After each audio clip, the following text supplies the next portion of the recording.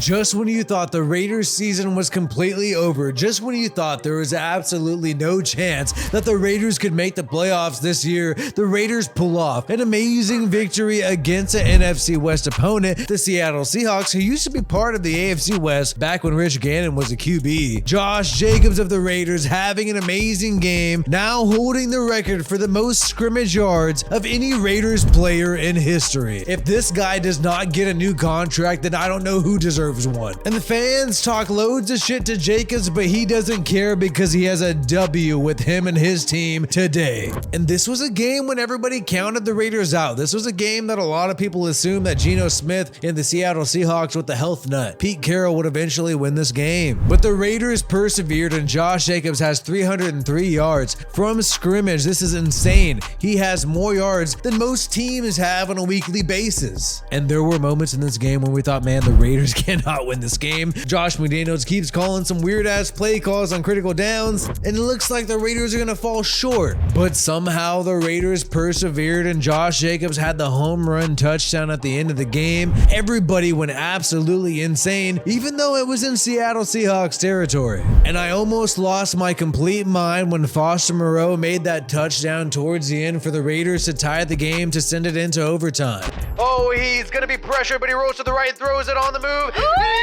Foster Moreau for a touchdown! And he hit Foster Moreau for a touchdown! And the Raiders are gonna tie this game! And Derek Carr absolutely collapsed during the end of this game as Josh Jacobs led the Raiders to victory. This was an amazing win for the whole entire team. We often wondered, was last week just a fluke? Was it just a week where, oh, the Raiders go ahead and beat the Broncos, a shitty ass team? But now the Raiders have defeated the Seattle Seahawks, who have tons of momentum coming into this game, and they did not have to win this game by throwing it to Devontae Adams over and over again. Instead, Josh Jacobs was the superstar of this game. And Jacobs is now leading the NFL in rushing yards with 1,159, more than Derrick Henry. And the last time a Raider led the NFL in rushing yards was Marcus Allen in 1985. So Josh Jacobs is making his case to be a Raiders franchise running back. Even after he was denied his fifth-year option earlier this year, Josh Jacobs has kicked it into next gear and has demonstrated why he's one of the best running backs in the NFL. Brandon Bolden, the mentor veteran, embracing Josh Jacobs towards the end of the game as he had the walk-off touchdown. And I just feel like there's absolutely no way Josh Jacobs is able to walk out of the Raiders facility this offseason without a new contract. Let me know in the comments below if the Raiders should extend JJ or move on. I think I know the answer to most of your comments. Here we go.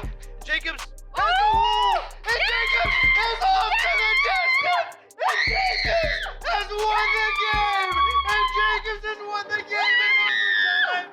An insane victory, and Carr is celebrating, and the Raiders won the game. And I guess the biggest story is the fact that the Raiders are still in it. We thought that, hey, maybe last week was a fluke. Maybe they're still trying to get a top draft pick. The question is, are they going to stack wins? Are they going to continue to win games to prove they're actually trying to make a push? Let's just be honest. We did not believe the Raiders were going to win this game after the first play. The first play of the game was a horrible interception by Derek Carr, and then the Seahawks went off and had a touchdown. But Derek Carr and the Raiders offense responded with a touchdown of their own, and the Raiders are now making a serious case for the playoffs right now. And I know it sounds far-fetched. I know people have laughed about it in the past, but now the Raiders sit here at 4-7, only a few games behind the Chargers, and they have some opponents in front of them who aren't as strong as the Seattle Seahawks, and they really made their case today, going into a hostile environment and finding a way to get a W. What was the most crazy about this game is that the defense stepped up despite the high-scoring game. They were able to make some critical stops, and then you had Denzel Perryman, a guy who was handing out turkeys on Thanksgiving in Las Vegas for free, making an interception to help the Raiders get a critical stop.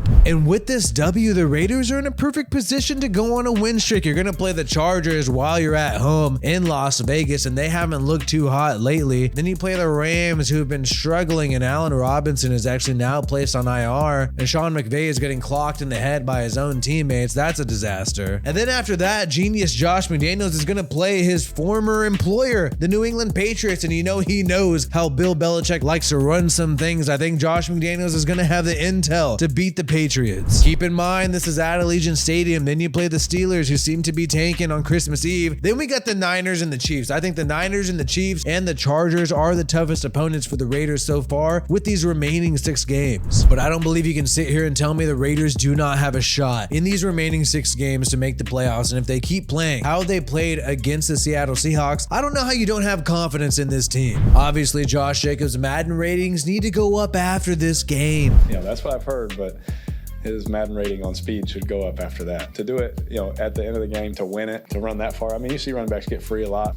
Some guys, that's not their style or whatever. And to see Josh be able to finish like that was really cool. And it's great to see Josh McDaniels winning over the locker room. This team seems to be unified in a different way that we haven't seen this season thus far. However, there were still some critical mistakes made in terms of the play calling throughout this game. I was actually very surprised that the Raiders did not even try to get into field goal range with 40 seconds left and 2 timeouts towards the end of the game. They instead decided to run the clock out and just go into overtime. And then on a critical 4th down, you do a halfback toss. To me, that play just seemed so risky, and it seemed obvious the Raiders should do a QB sneak in that critical scenario. However, Raiders still got the dub at the end of the day, and that is all that matters. So call me crazy, call me delusional. Let me know in the comments below if you think the Raiders have a shot to make the playoffs. I'll let you see some of the opponents they're going to play towards the end of the season so far. On to the Chargers in Las Vegas. I think it's pretty clear that the Raiders can make the playoffs here very easily. And it seems like the team is completely different than the team that we saw blowing these close games towards the beginning of the season. Think about it. Last year, we thought it was completely crazy that the Raiders would go 4-0 to make the playoffs and end on a 10-7 record. Maybe this year is going to be a little different, in which it appears so improbable, but they do something even more impossible than last year, which is go on a 6-game win streak and end with a 10-7 record to get into the playoffs this year in 2022. Let me know in the comments below if you believe this is going to happen. I got full faith, bro.